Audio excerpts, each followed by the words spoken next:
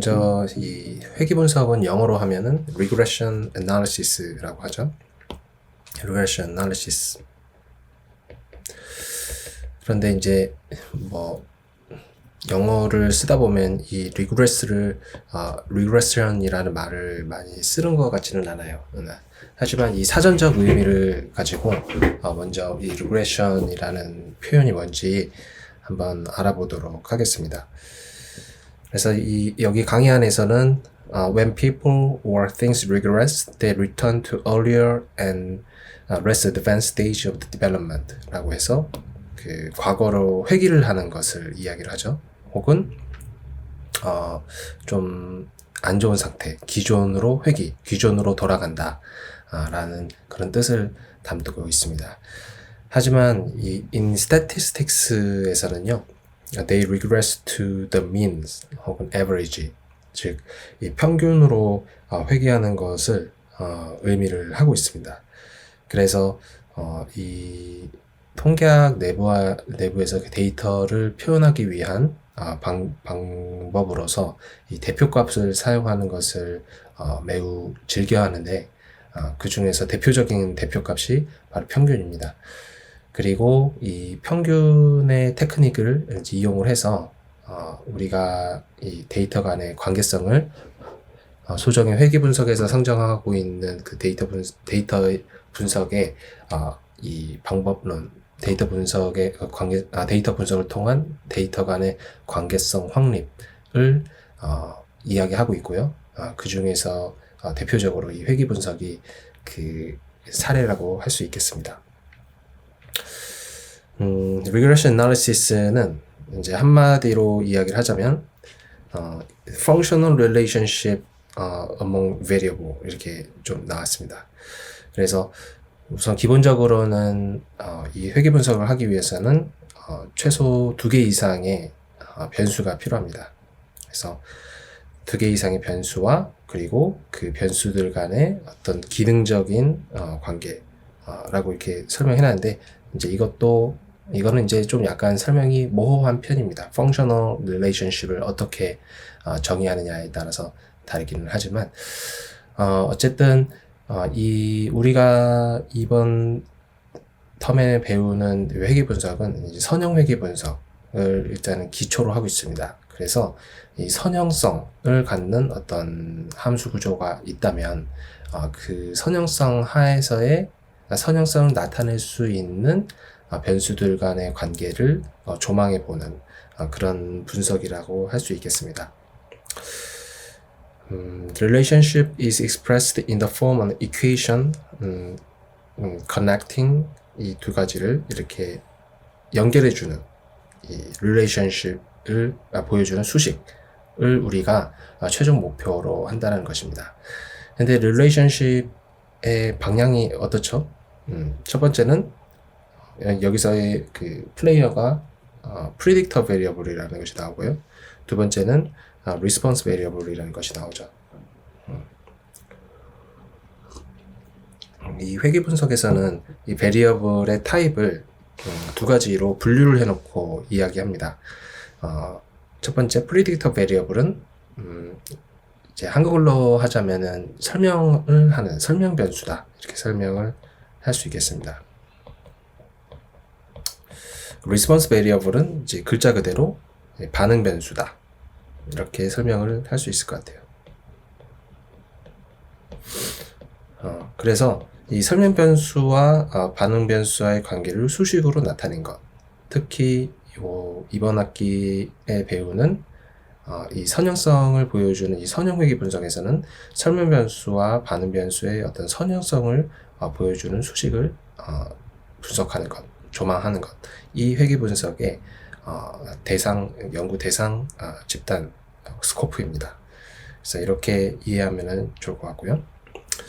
여기서 한 가지 추가적으로 더 말씀을 드리자면, 여기에 보이는 화살표가 있죠.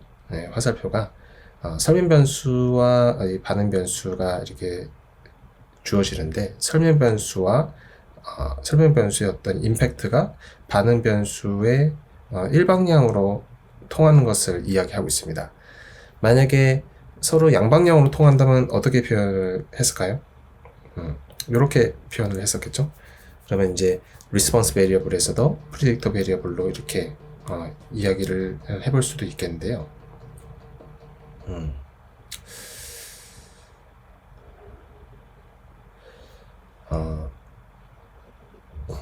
이렇게 상호적으로 서로 연관관계를 보는 기법도 사실 있지만, 일단 이 기법, 이 논의에서는 우선은 한쪽 일방향 통행을 가정을 하고 리그레션의 논의가 이루어지게 됩니다.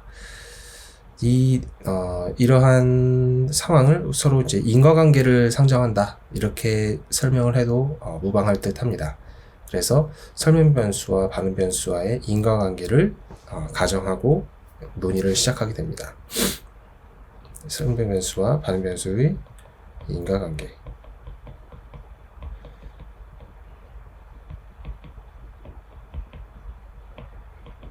이러한 기본적인 아이디어를 가지고 논의를 진행을 할 수 있겠습니다. 근데 이 의미가 무엇인지는 조금 더 사례를 들어서 한 단계 한 단계 이해를 더 이렇게 이해를 도와드리도록 하겠습니다.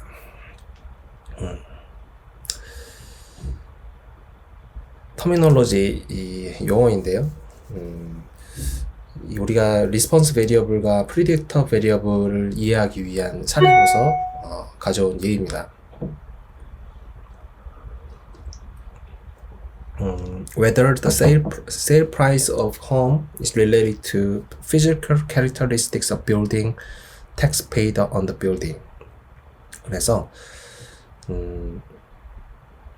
이 sale price가 이 physical characteristics, 그래서 빌딩의 어떤 외부 구조물의 성격들이 있을 수 있겠죠. 그것과 그리고 세금이 얼마나 부과되느냐에 따라서 이 주택 가격이죠. Sales price of home이 연관관계가 있다라고 이야기를 합니다. 이럴 경우에는 이제 자연스럽게 우리는 인간관계를 상식을 동원해서 보았을 때 생각해 볼 수 있겠죠.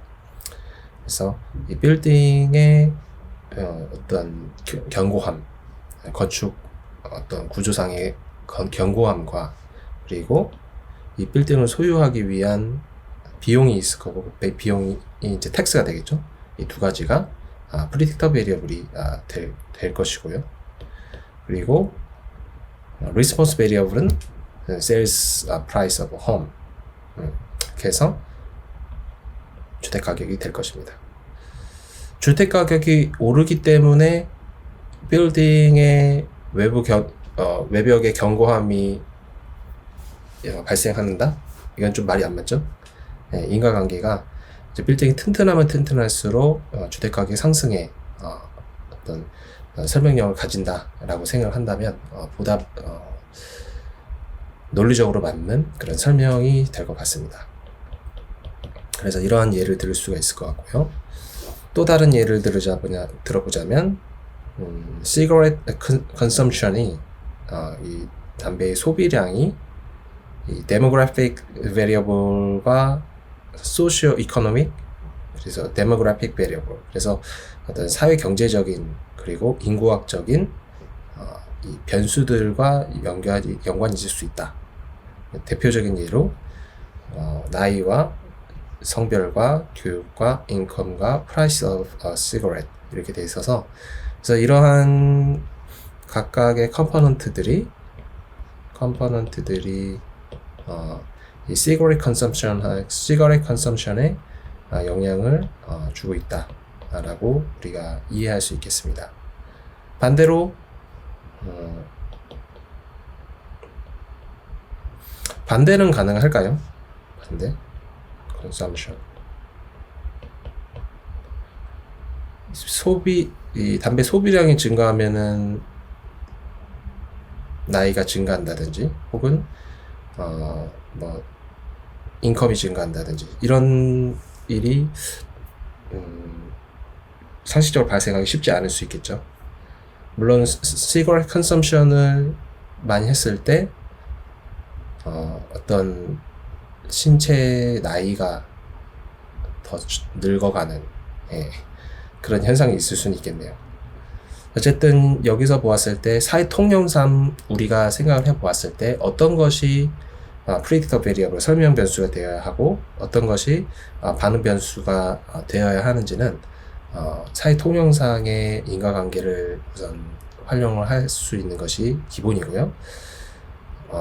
그리고 어떤 기존에 가지고 있던 도메인 날리지나 백그라운드 스터디가 이 인과관계를 백업을 하는 형태로 진행이 될 수 있겠습니다. 하지만 이 인과관계에 있어서 어떤 사람들은 내가 봤을 때는 이러이러한 인과관계가 있는 것 같은데 라고 주장을 하면서 회귀 분석을 한다면 그것은 올바른 회귀 분석일지 물음표가 생깁니다. 인과관계 이 타당성의 문제입니다. 인과관계의 타당성의 문제에 있어서만큼은 이 회귀 분석에서는 터치할 수 없는 영역입니다. 기본적으로 우리가 스터디를 시작할 때 정의하는 프리딕터 베리어블과 리스폰스 베리어블은 이 회귀 분석을 진행하는 어떤 통계학적인 논의를 벗어나서 그 이전에 프리딕터 베리어블과 리스폰스 베리어블의 정의가 이루어져야 되고 그 지점에서 인과관계의 타당성이 논의가 되어야 됩니다. 우리가 이 통계학 안에서 이 회귀 분석을 진행함에 있어서는 이 프리딕터 베리어블과 리스폰스 베리어블은 이 타당성이 보장이 된 그리고 어느 정도 논의가 될 수 있는 여지를 어느 정도 확인하고 그리고 난 다음에 우리가 이 회귀 분석을 진행할 수 있겠다. 이렇게 이해해 주시면 좋겠습니다. 그래서 회귀 분석에서는 인과관계의 타당성까지 이야기할 수는 없다 라는 것이 여기서의 메시지입니다. 반대로 이야기하자면 인과관계의 타당성을 충분히 고민하지 않고 물론 이런 분석이 많지는 않습니다. 일반적으로는 인과관계의 타당성이 많지는 타당성에 대해서 충분히 고민하지 않고 리스폰스 베리어블과 프리딕터 베리어블을 실제 분석에 활용하는 경우는 그렇게 많지는 않은데 만약에 그렇게 했을 경우에는 어떤 결과를 초래할까요? 이것을 무시한다면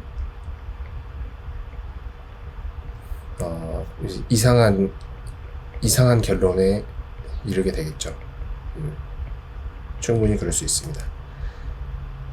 이제 기초 통계학이나 이런 통계학 개론 관련 수업을 들어보신 분들은 이런 사례들을 알 수가 있을 겁니다. 가령 슬리퍼, 아이스크림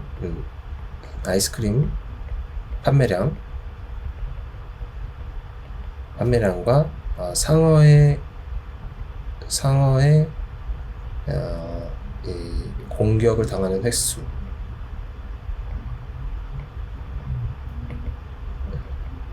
이렇게 된다고 한다면 어떻게 되죠? 이게 아이스크림 판매량하고 상호 공격 당하는 횟수가 이 사회 통념상 봤을 때 인과관계가 있는 서로 변수가 아니잖아요. 맞죠? 그랬을 때 이걸 어떻게 우리가 받아들일 수 있는 것인가에 대한 문제입니다. 이거는 한번 볼까요? 오케이. 맞으려고요.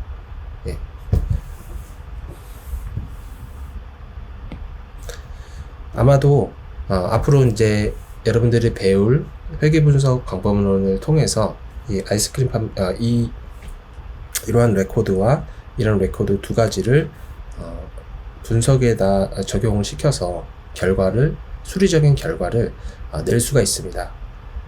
그래서 소위 소정의 어떤 이 회귀 분석 이론상으로 봤을 때 전혀 틀린 분석이 아닌 제대로 된 분석 결과를 낼 수 있다는 것입니다. 하지만 거기서 나온 해석 자체가 어떻게 되죠? 해석이 이상한 결론으로 이동하게 됩니다. 죄송합니다. 예. 이상한 결론을 마주하게 되는데, 네, 그게 바로 아이스크림 판매가 증가함에 따라서 상어에 공격당할 횟수가 높아진다. 네, 이런 결론에 이를 수 있죠. 그래서 이런 얼토당토 없는 결론까지 이루어질 수 있는 부분들이 있어서 이 부분에 있어서는 회귀 분석의 이 스코프가 아니다. 즉 인간관계 타당성 부분에 있어서는 우리가 충분한 스터디가 기존에 진행이 되어야 된다라는 것을 염두하셨으면 좋겠습니다. 다음으로는 이제 리그레션 모델이라고 해서 이제 회귀 모델을 이제 수식으로 이제 표현을 하는 것입니다. 이렇게 모델을 세울 수 있는 것은 이제 수리적으로 봤을 때 굉장히 어떤 간결함과 정교함을 표현할 수 있기 때문에, 그리고 통계학적인 툴을 이용해서, 통계학적인 기준을 사용해서 그 모델을 평가하고 설명할 수 있는 그런 특장점들이 있습니다. 그래서 이런 모델을 세워서, 수리적인 모델이죠. 수리 모델을 세워서 어떤 데이터 이변의 현상을 설명하고자 하는 것은 많은 사람들이 원하는, 많은 사람들이 궁금해하는 영역 중에 하나인 것 같습니다.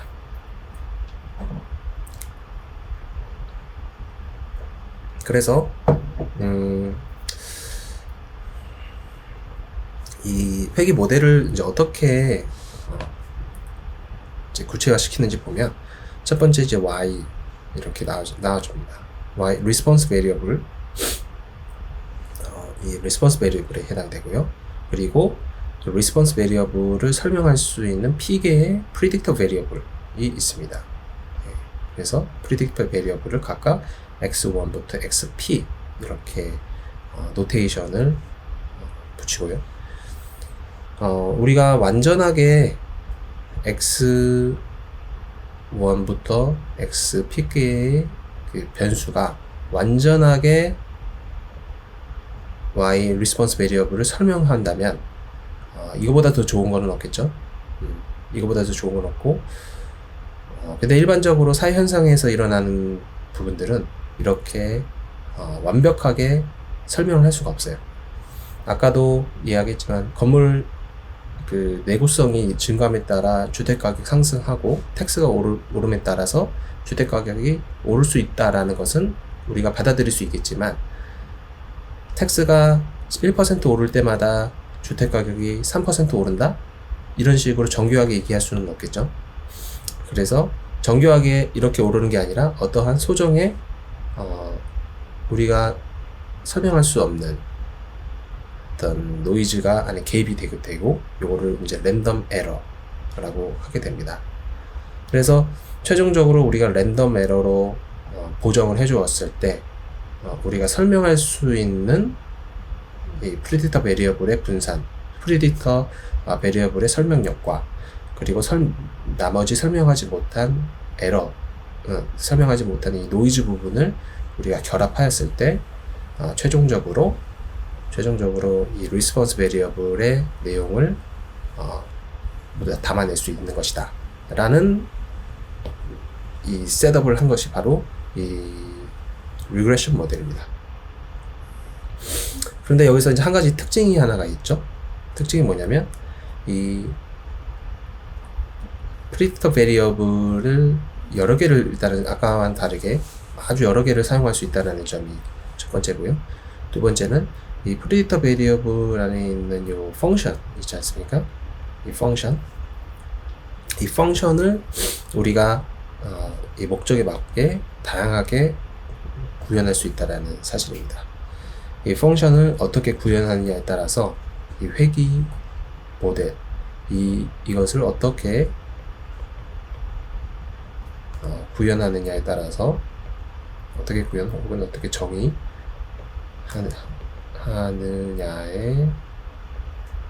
디펜드해서 하느냐에 따라 이 회귀 모형의 특징이 결정됩니다. 특히 이제 이번 학기 이번에 배울 내용은 이 함수를 이 선형함수로 정의를 하는 것을 이야기할 예정입니다. 그래서 특별히 이 선형회귀 분석, 선형회귀 분석이라 불리우는 방법론으로 진행할 예정입니다.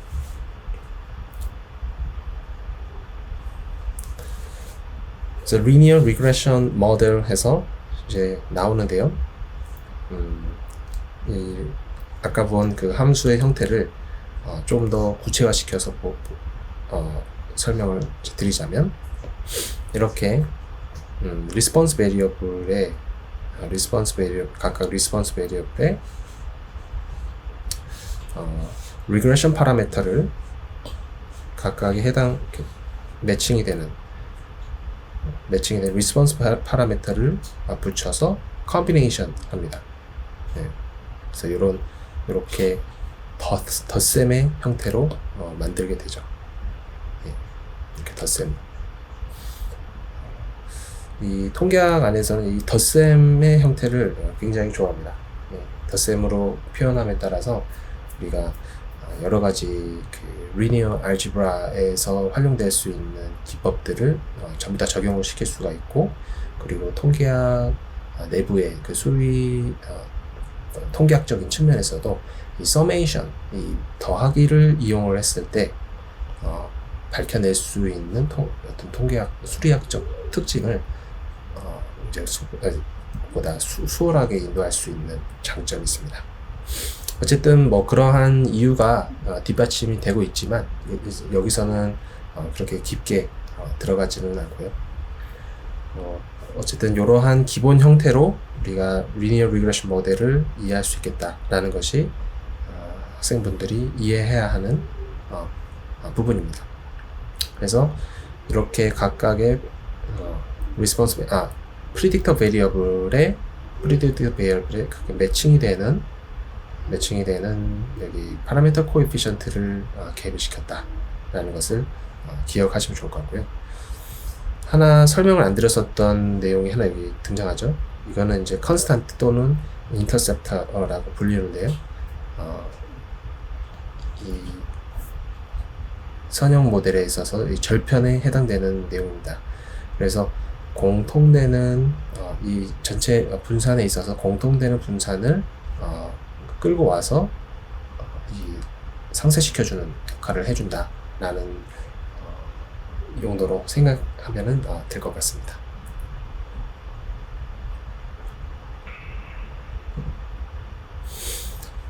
그리고 이것은 이제 표현은 regression parameter of coefficient라고 나오고, 이 coefficient는 estimated from the data입니다. 그래서 이거는 지금 우리가 알 수 없는 정보이고요. 하지만 이 정보를 어떻게 알려고 하냐면 이 데이터로부터 우리가 추론해야 된다. 추정해야 된다. estimation.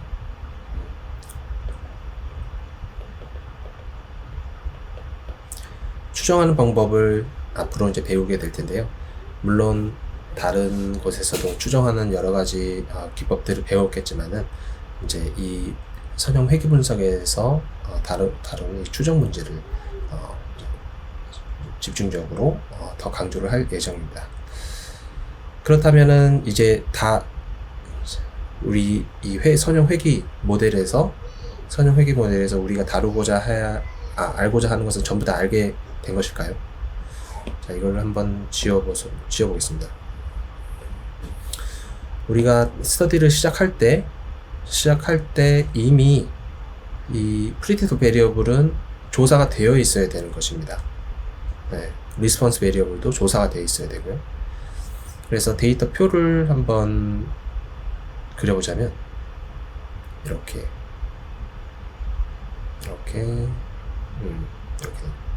그래서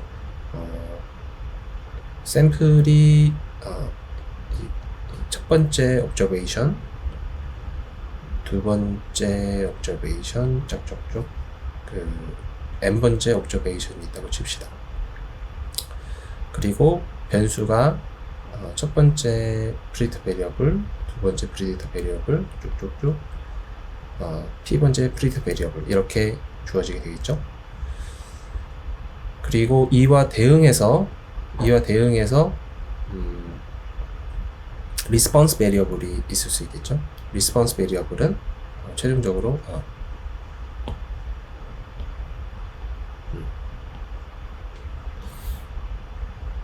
여기 각각에 대응하는 리스폰스 베리어블이 있을 수 있겠습니다.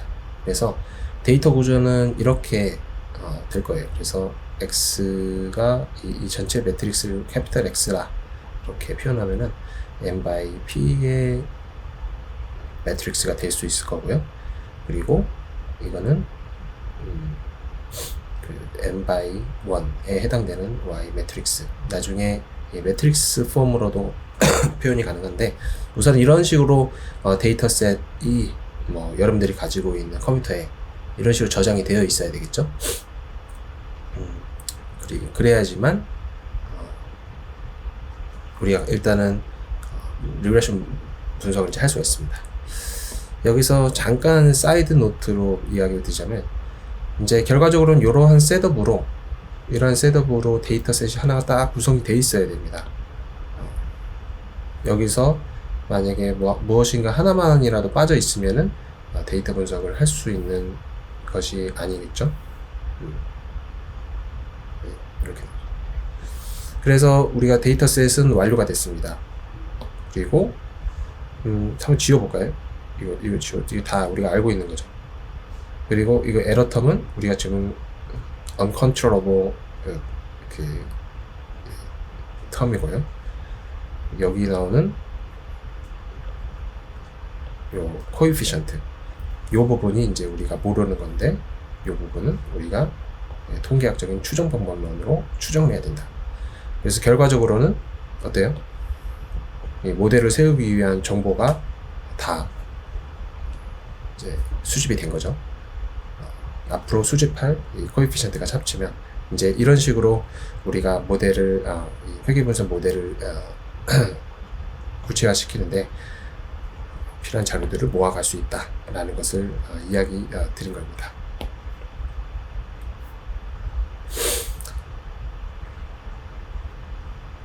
그래서 리니어 리그레션 모델의 어떤 수리적인 어떤 특징과 그리고 그 밑바탕이 되는 배경 논리들을 설명을 드리게 되었습니다.